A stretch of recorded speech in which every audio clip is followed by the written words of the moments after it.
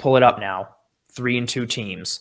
Let's run through them. So what we're going to do here, we're not going to go into crazy too much. We are going to go in detail, but not a ton of time on each team because we would be here for forever. But we are going to dive into all the 3-2 teams currently in the NFL. And much like what we did last week with the 2-2 teams, we are going to label them as contenders or pretenders for one big reason, a multitude of reasons, whatever have you. We're just going to go right down in order how Kendall has them pulled up. So, Kendall, it's on you. What do you got? First 3-2 team we're looking at here.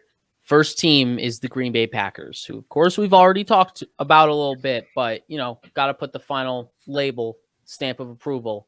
Russ, you got contender or pretender?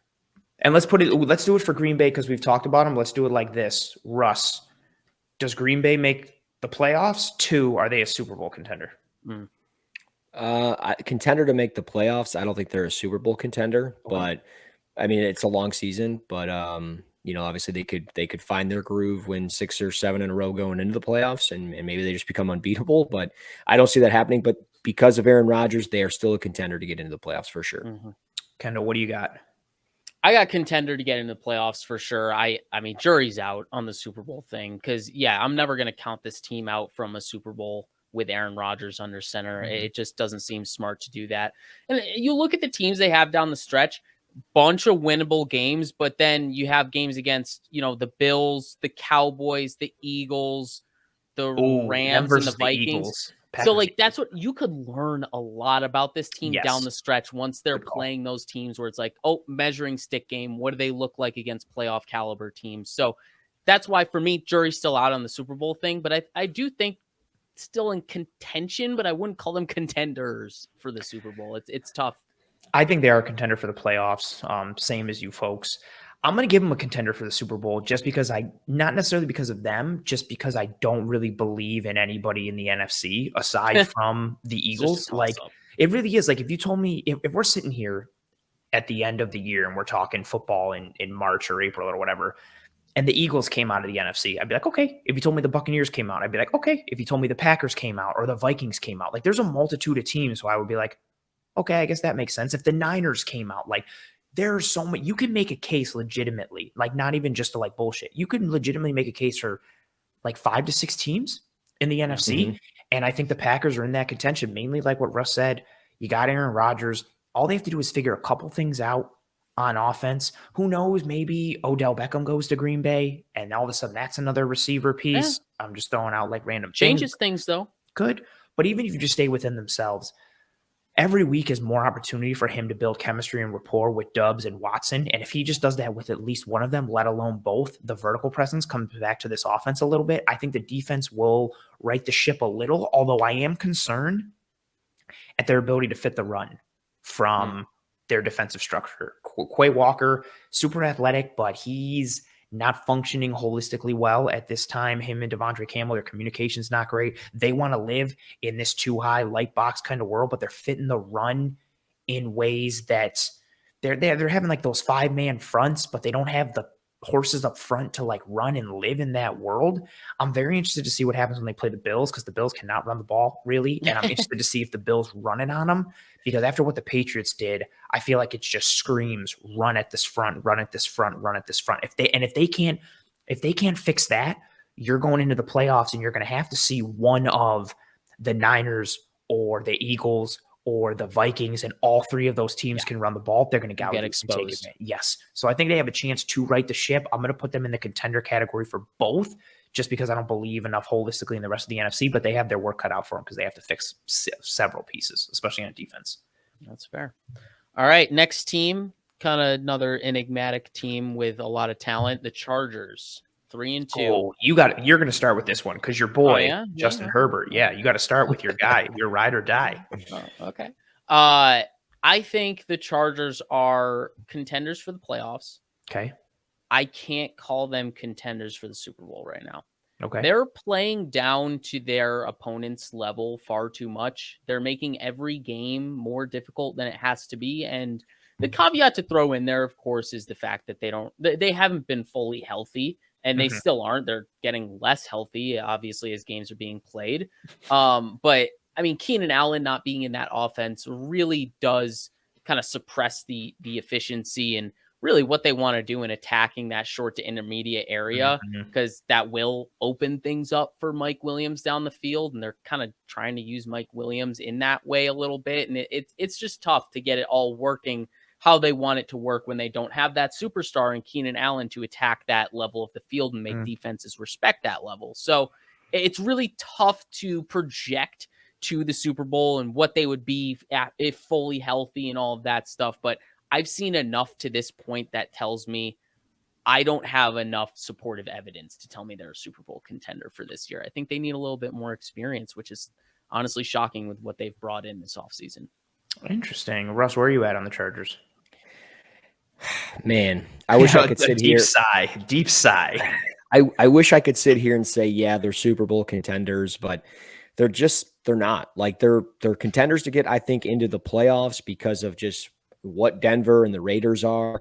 But, it's going to be tough to trump the Chiefs. I think the Chiefs defense only allowing 96 points this year. They've allowed 136 already. The Chargers, they just get beat up.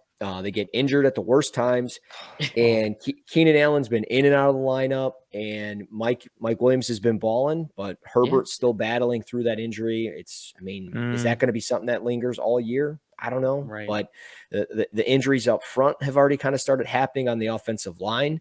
So it's a long season. Anything can obviously happen, kind of similar to the Packers, right? Like, if they go on a roll, maybe they figure it out. There's a lot of talent there. But, we're not even into the Joey Bosa getting hurt type deal like he tends to do. So it sucks. But it's just one of those things. I think that they can easily win between 9 and 11 games and definitely get in.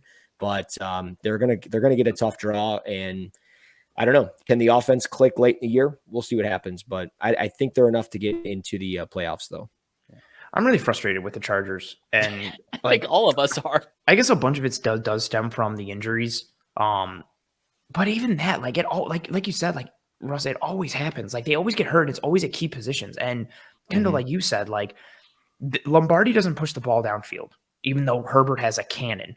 So they just live in quick game in the short to intermediate, and their best short to intermediate quick game receiver, Keenan Allen, has been out, and they're taking their time with him nursing him back, which they should because he's got a hand. So that makes sense.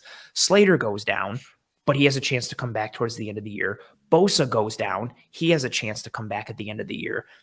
I think they make the playoffs. The reason I'm not discounting them as contenders for the AFC is because if they can just tread water and start to fix some things, and then Slater comes back, and then Bosa comes back, and Keenan Allen comes back, I think that potentially changes things. And when you have a quarterback like Herbert, and if you're going into a playoff game and you've got Justin Herbert, Derwin James, Khalil Mack, and Joey Bosa, and then Keenan Allen and Mike Williams, I give you a chance against anybody. I'm not going to say you're the favorite, and I'm not going to say that like it puts you in a situation where you should be an odds-on favorite, but I would give them a puncher's chance against anybody in the AFC just because of the studs that they have. It's going to come down to how healthy they are and then how that depth plays.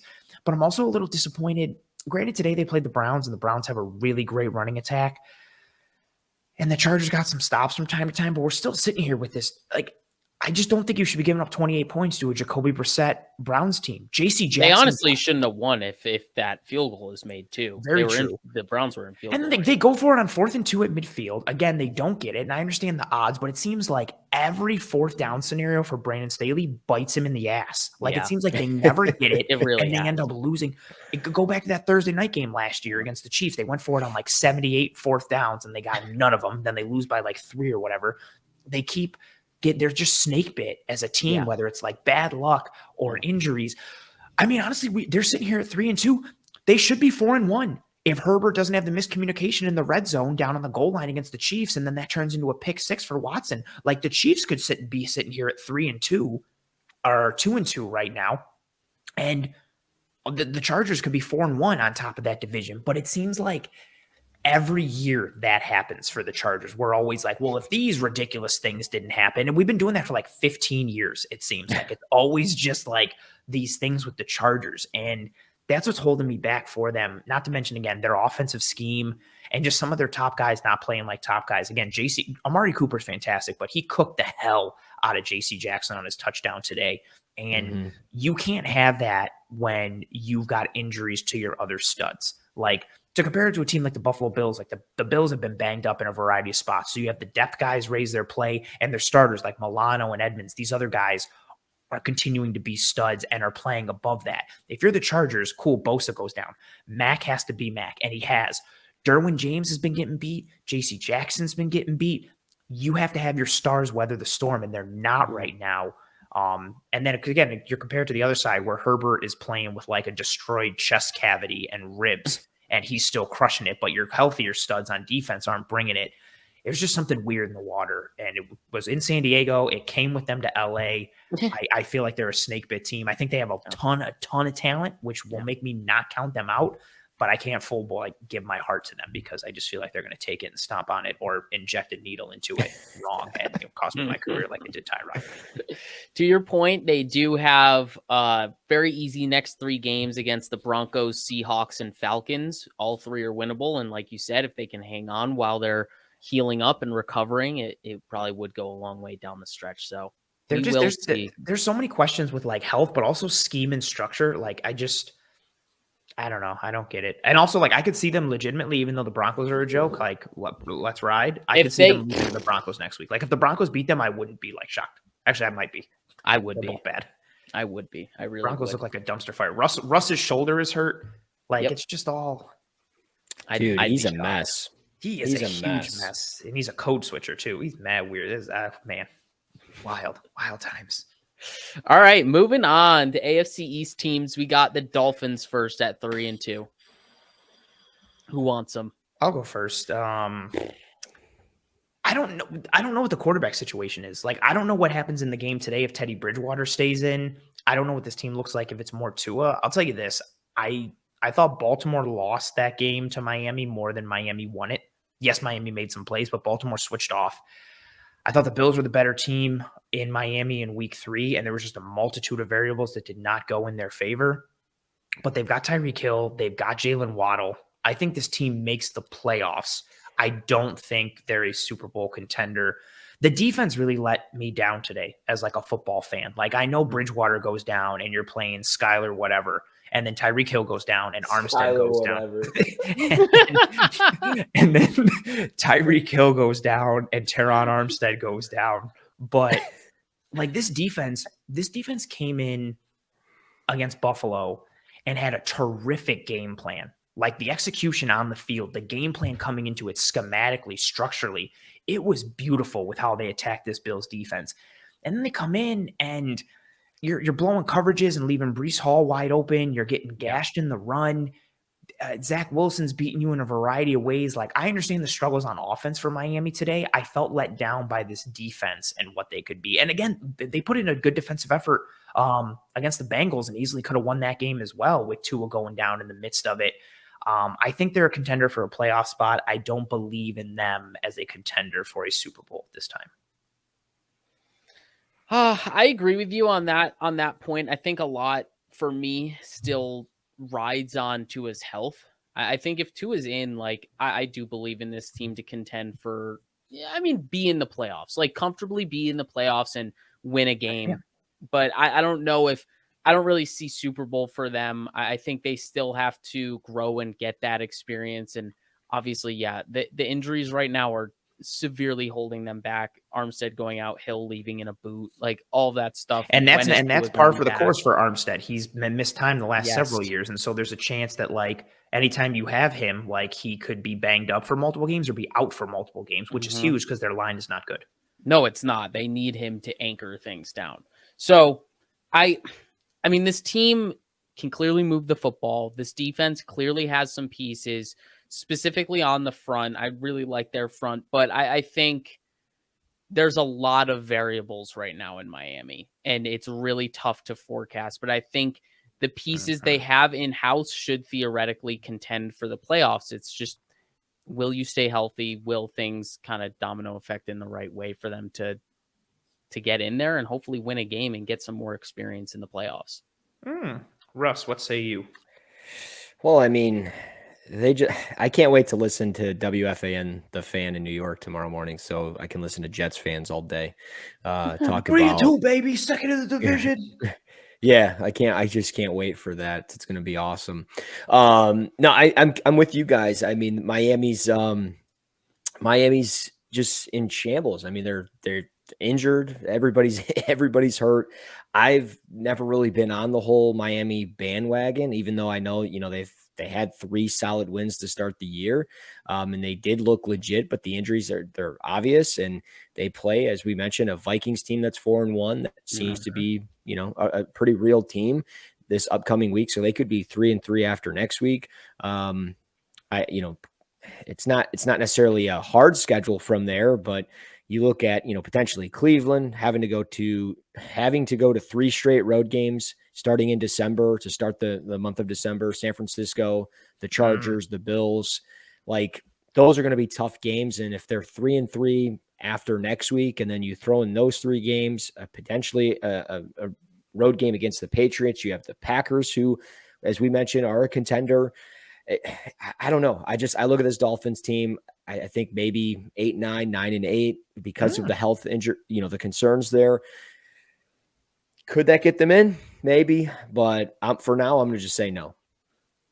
Oh, no Miami in the No playoffs Miami for in the us. playoffs for us. I think that's fair. Again, it's so frustrating with Miami because there's just so many variables, positively or negatively. Like if you wanted to make the case that you think they're an 11-win team, okay, I could listen to it. If you wanted to make the case that they're like a 7-win team, I'd be like, okay, I'll listen to it because there's just so many unknowns with this team, and which is unfortunate for them and for Miami fans, but also not for Miami fans because, well, everybody's obnoxious, so I'm not even going to go there. Are we sticking in the AFC East with the Jets now? We are moving on to the New York Flying Jets. I like the Jets. Like there's certain pieces like I like Sauce. He had a really good game. He did. I really like Robert Saleh. I love Garrett Wilson. I like Elijah Moore. I like the Breece Hall, Michael Carter combination. I like how they're getting around having a deficient offensive line because of all the injuries. Like Kendall, you and I talked last week that like Elijah Vera Tucker is like the last man standing, up front for that group. But they're piecing it together. Again, I like Robert Saleh. They play hard. I don't think they're going to make the playoffs, but I think they're going to be a tough out for teams because now I think they're starting to believe a little bit in themselves, and they've got some talent. Like realistically, like you look what they revamped on the defense, bringing in like Jordan Whitehead and CJ Mosley's playing well. You do have some pieces up front with Quinn Williams. Carl Lawson was a great signing for them last year, in my opinion. He pops his Achilles, misses the whole year, but he comes back this year. He's giving you some kind of burst off the edge, although he's not, him. I don't think he's his full self, and I wouldn't expect him to be just coming a year off of, an Achilles injury like that. But they've got some pieces to be a tough out for teams. They can do some things on offense with their chess pieces. I still don't know who or what Zach Wilson is at this point. I think his arm is solid. I think he can make plays with his legs. I thought his processing improved as the year went on last year. I'm still not holistically on board with them. I don't think they're a contender either way, but I would not be surprised if they took some more games from some teams in like a variety of ways going down the stretch. Like you look at their schedule and they've got Green Bay, Denver, New England, the Bills. Like if you're looking at the teams who are good, quote unquote, down the stretch, like if they beat Green Bay in week 6, I wouldn't be completely shocked. If they took one from Minnesota somehow, I wouldn't be completely shocked. Am I thinking they're going to win that game? Absolutely not. But they compete and they got some talent. I just don't think I don't think everything is coming together enough for them to be a consistent like playoff threat or believe in this team. But I think there's some things to like, and I'm excited for what they could be next year. But this year, I don't think they're a contender either way. And once they start to play the bigger and better teams on their schedule, I think we'll start to see that more and more as they kind of come back to earth a little bit.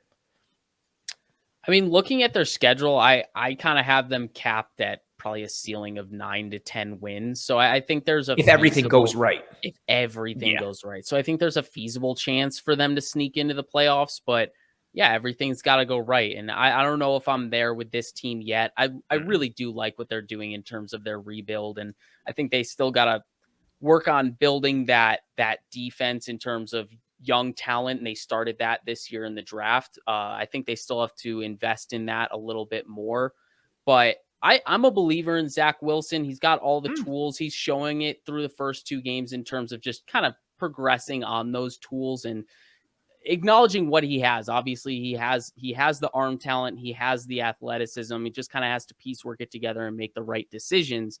And I've seen some good decision making this year, especially better than last year. And like you said, it got better as the year progressed at last season. But we need to keep seeing evidence of that if anyone's really going to buy into the Jets holistically, because it starts and ends with the quarterback. And I mean, they're trying to figure out if he is the face of the franchise, and he's been doing enough to win games the past couple of weeks, but is he the reason they're winning those games? So you kind of have to move on and assess the team in that direction. But there is a way, with the way they're playing and the way they've set up their culture, there's a chance they could believe in themselves enough and give the effort enough to fall into 9-10 wins.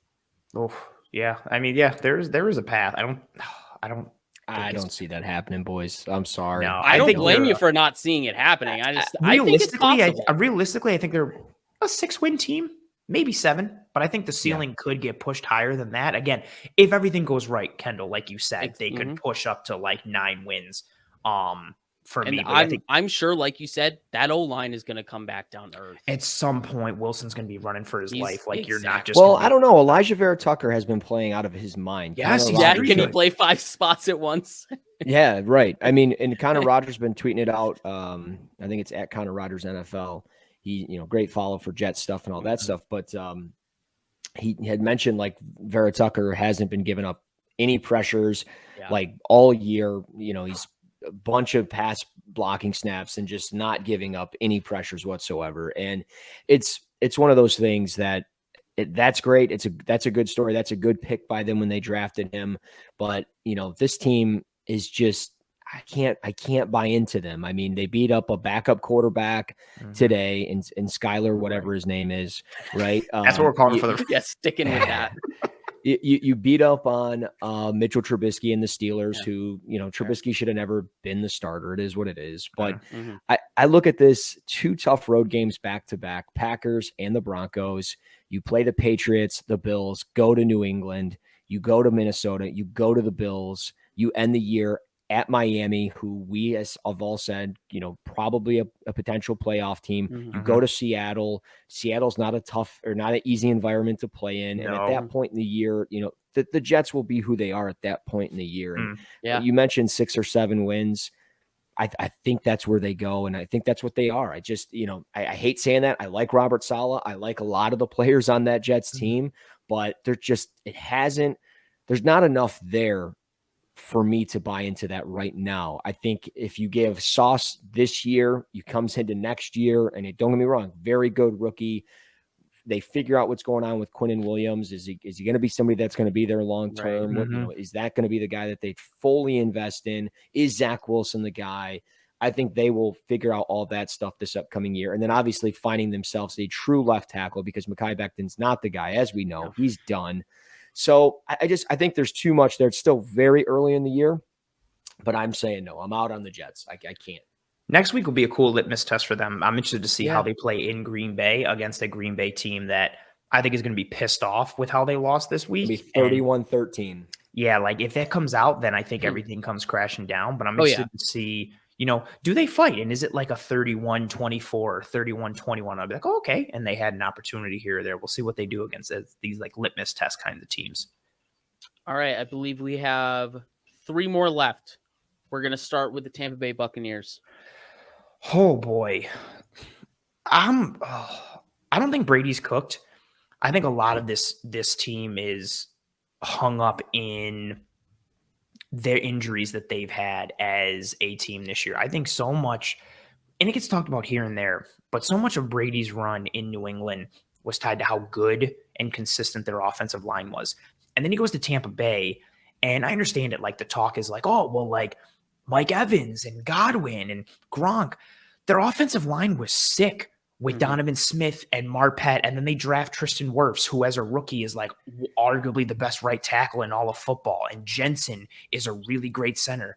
And now they come into this year, Jensen goes down, Smith has been inconsistent and banged up a bit. They somehow get Shaq Mason for like peanuts from New England. I don't know how they did that, but I like that piece for them. But their offensive line has just been inconsistent, and Brady needs that as a pure, he's always been a statue in the pocket, but even more so now at like 59 years old, he can't be getting pressured like that. And then you factor in, okay, well, can they rely on the weapons? Godwin's been banged up. This team is such a heavy 11 personnel team, and they use Godwin as that dude to dig out safeties or crash down on edges and win in the run game. He's been banged up. He's getting back a little, little by little. Played last week, played this week. Evans missed that game because of the suspension, because of the fight with Lattimore. I still think they're legit from a weapon standpoint. They just have to get healthy. I think they're a contender for both the playoffs and the Super Bowl, just because a lot of what this NFC is. And I know what happened against Kansas City. I still believe in the defense. I like Antoine Winfield Jr., Devin White, and Levante David. Vita Vea is still a constant mismatch. You got Barrett up front. I also like Tryon Sharenka. They've got some fun pieces up there. Maybe, Hall starts to develop as the year goes on. I think they're good enough to get to the Super Bowl again coming out of the NFC, based on what the NFC looks like and based on how things could start to click for them as they get healthier. So much of who they've been so far, everybody's jumping on the, Brady is cooked train, and I would love to jump on that, but they've had injuries up front and injuries to his weapons. I think it's hard to kind of grade him out in terms of evaluation, given the variables that exist on this offense. But yes, I believe in them as both a contender for the playoffs. I think they make it, and I do think they're a contender for the Super Bowl, unfortunately. Russ, what do you got? Yeah, no, I'm with you. I think that this is easily a 10, 11 win team. I definitely think they're going to be going into the, playoffs for sure. They play in a garbage division, and I mean, that's enough to get you in. And yeah, Brady they're in the getting playoffs, in.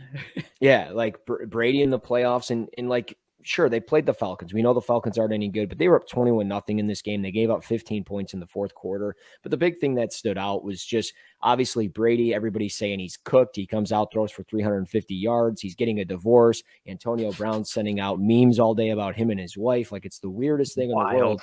But he plays incredibly well. Right. Leonard Fournette catches 10 passes out of the backfield. Mike Evans comes back. Chris Godwin's coming back. The big player that I don't think enough people are really going to be talking about, because it's all going to be overshadowed, but Cade Otten, the tight end. 2 weeks in a row now. He had 6 receptions on 7 targets for 2 weeks in a row. He's coming in healthy. He's going to start picking up speed and steam and all that stuff. So, and we know how much Brady values the tight end piece. Yes. If he can start to get production from Otten, who can block and function in the pass game, then all of a sudden he's not Gronk, but all of a sudden that option opens for them a little bit more, which is huge.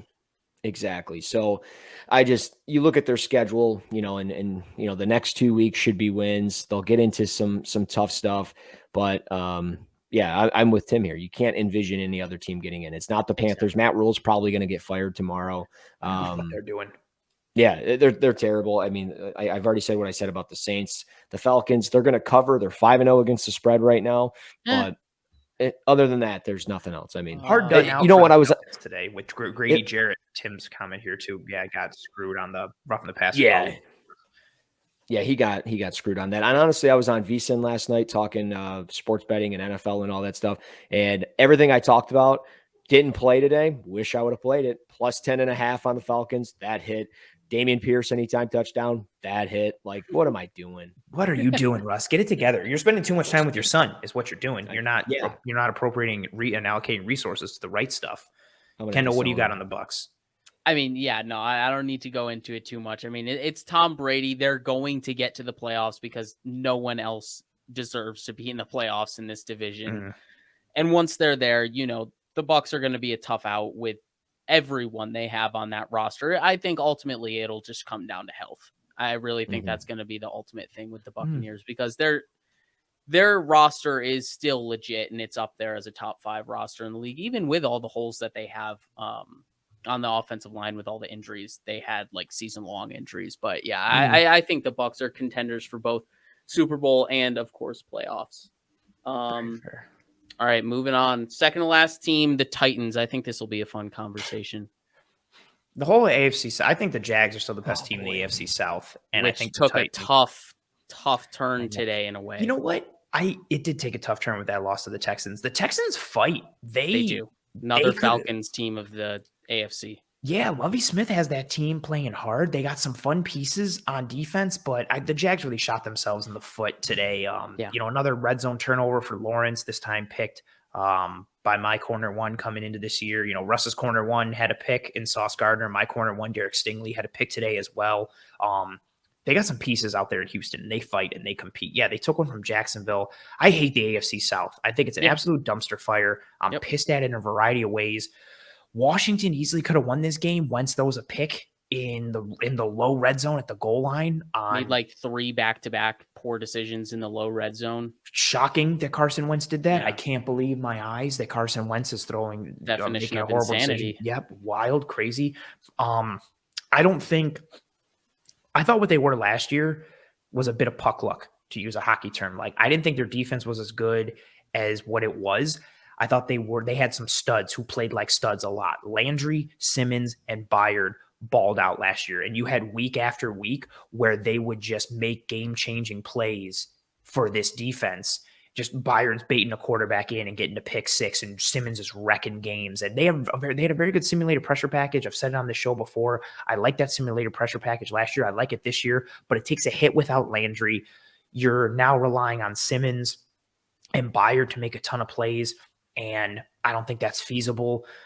Your secondary is banged up. There's inconsistency there as well. And then on offense, you lose A.J. Brown. Traylon Burks goes down. So now you're just hoping you can rely on Derrick Henry and just get something out of Woods and Westbrook-Akina and Kyle Phillips and whoever else you can. I think they can compete for the division title just because the Jags are still young. And the Colts are, I don't know what to think of the Indianapolis Colts right now at this point, but I think that division is 1,000% up for grabs. So I think the Titans could make the playoffs. I don't believe in them. But I think they're similar in. Actually, I think the Giants are a better football team, but I was going to say like similar to what I said for the Giants, but I think the Giants are better. I think the Titans could be a playoff team from a record standpoint and getting in, but I don't think they're like a playoff team. I don't think they're good enough to be in the playoffs, but I think they have a chance to get there because their division is chaos. Yeah. Russ, what do you got? Yeah, man. Oh. That's it. No, that's it. Russ, what do you think of the Titans? Oh, man. I mean, God, like they have a window, right? Like we already know they have a pretty small window to make a run at this thing, and it's kind of been that way for the last 2 or 3 years. Yeah. And it is kind of that way right now, right? Like Derrick Henry's kind of getting back into rhythm and doing what he's doing. He's up to 400 yards rushing. He's got 5 touchdowns on the year now.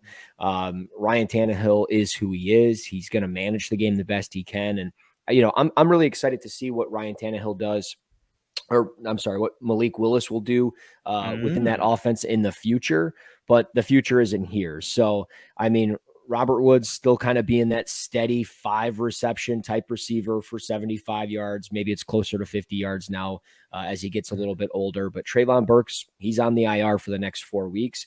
We'll kind of see what they do with this schedule over that 4-week span. Obviously, they win a game against, I think, a bad Washington team. They beat a bad Indy team. They beat a bad Vegas team. They get Indy now, or they get their bye week, then they get Indy. They go on the road to Houston and Kansas City. Those are not going to be easy games by any means. They have Green Bay on Thursday night.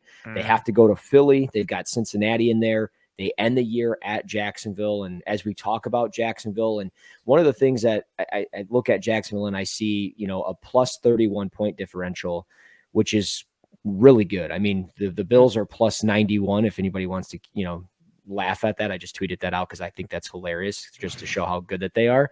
But, I mean, you look at the Jaguars, the defense is playing well. The Titans defense is not. They've allowed 118 points this year.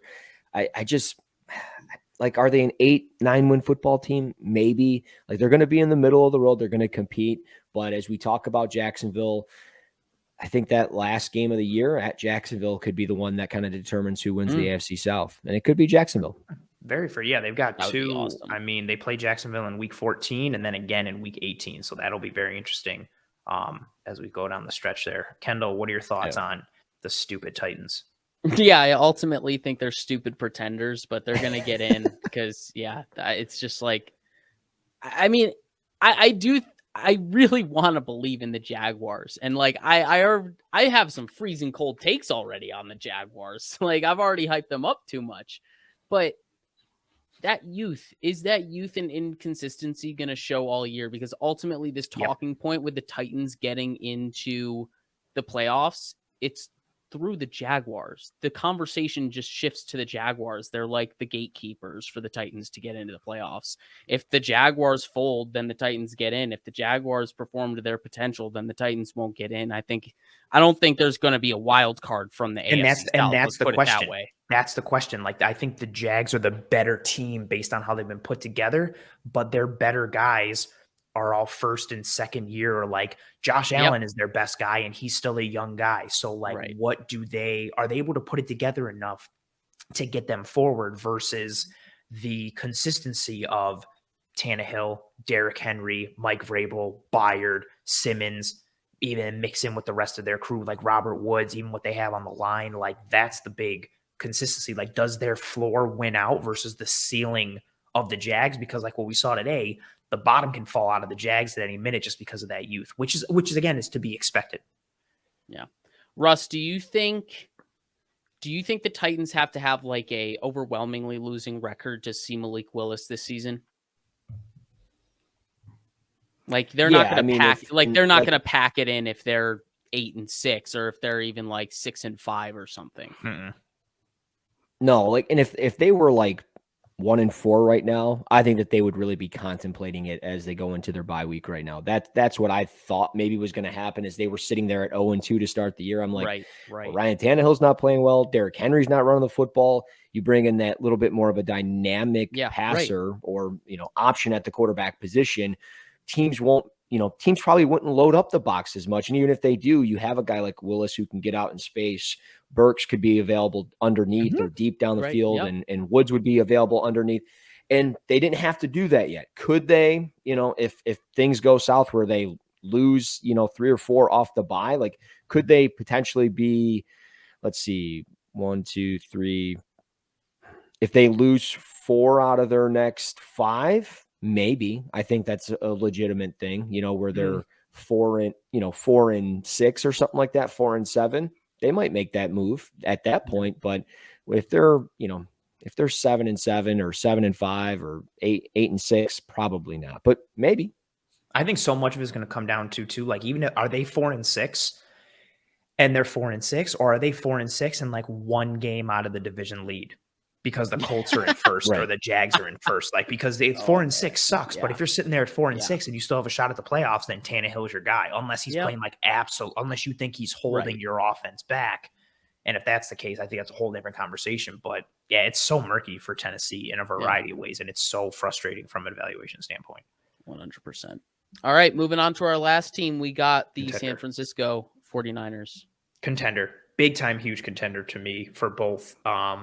It's weird that Trey Lance goes down and the backup quarterback is the guy who led them to the NFC Championship last year.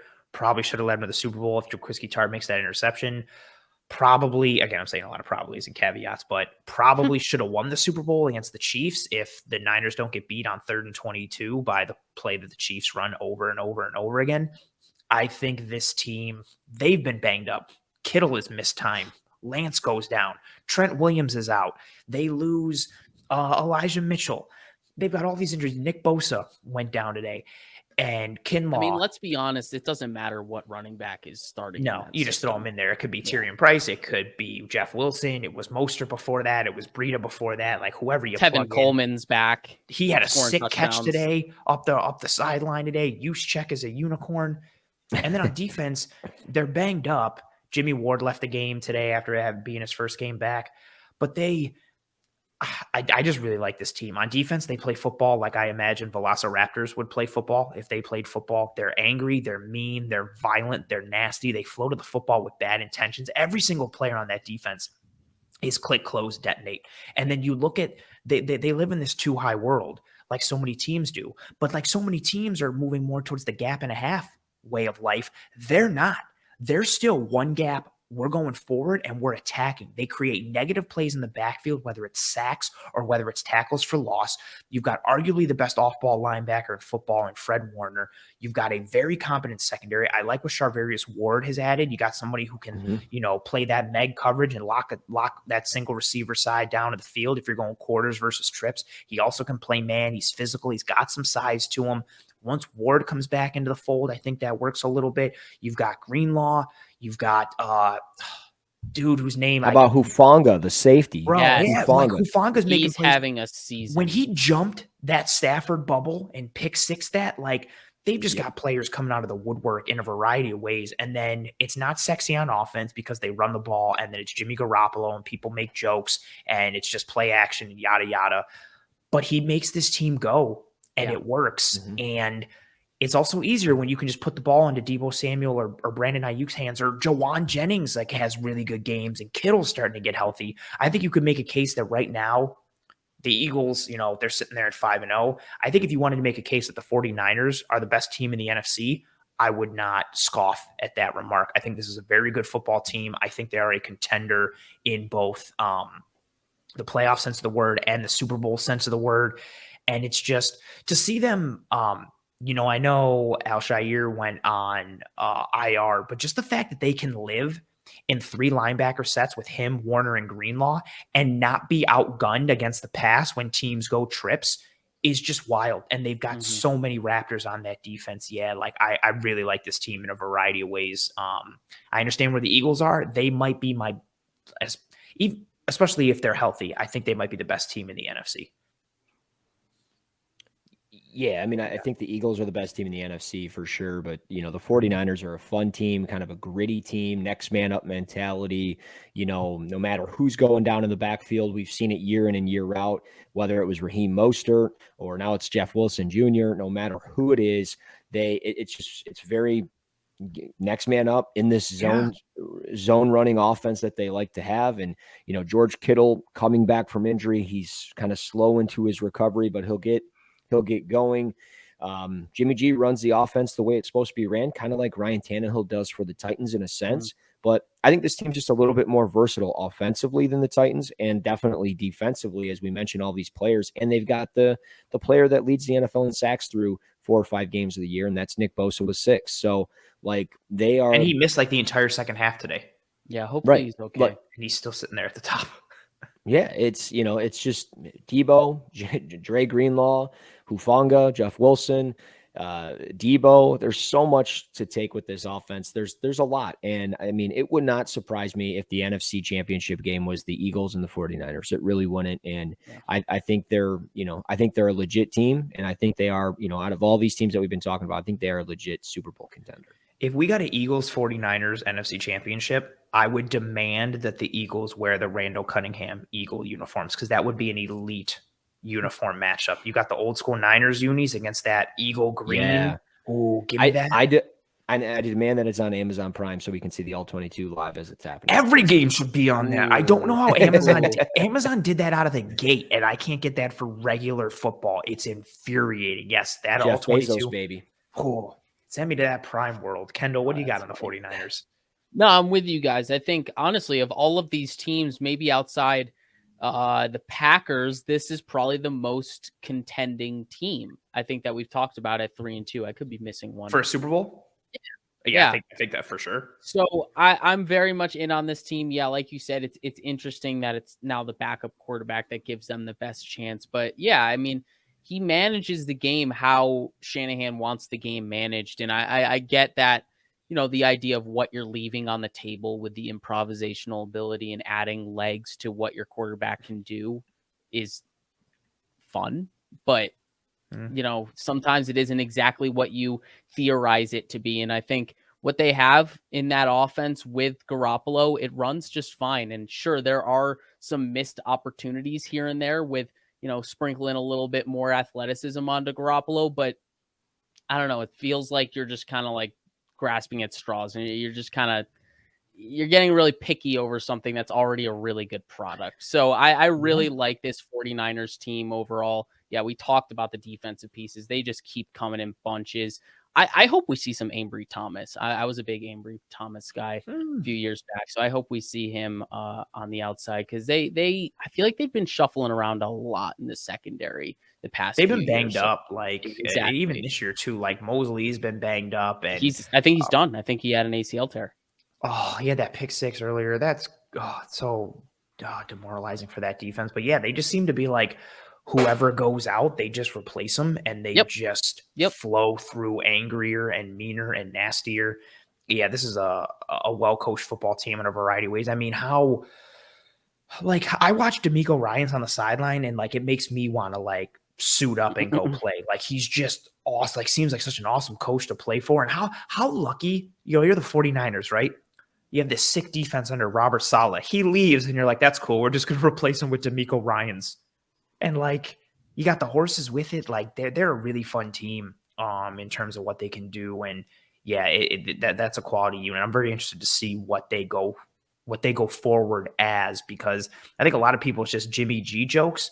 And I get it. He has his limitations. We know that. But he's really good at just getting the ball into Deebo Samuel and Brandon Ayuk's hands and then letting them go do things. Right. And I feel like that makes it seem like, well, anybody can do that, but apparently not, because Trey Lance like struggled with that at times. Granted, the sample size is extremely, extremely, extremely small, but there's a reason they kept Jimmy G. There's a reason Shanahan wasn't like, you know what, fine, cool, whatever, we'll get rid of him for a 6th-round pick or just release him. Like, there's a reason he stayed on, and I don't necessarily think it was to hedge bets in case Lance got hurt. Shanahan even said it, like he knew how good of a player Jimmy G was. I wanted to keep him on for that, and I think that's very fair.